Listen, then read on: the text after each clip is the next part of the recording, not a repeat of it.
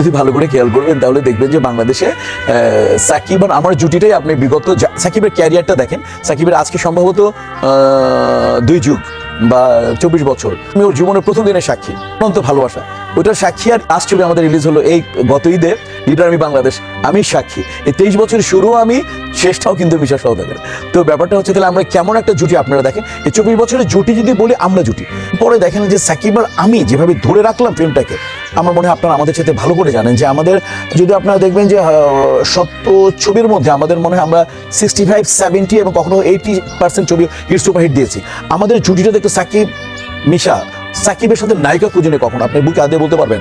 আর আমাদের অবদানটা হয়তো আপনারা, আমি না বলি যে মানে একসময় যখন অবক্ষয়ের দিকে এই দুইটা মানুষকে দিয়ে মানুষ হলে আসতো, এটা আপনারাই বলতে পারবেন ভালো যে আমরা এই মানে মনে এখন যদি বলি ফিল্মের সবচেয়ে বড় সাইনবোর্ডটা হচ্ছে সাকিব খান মিশা সওদাগর।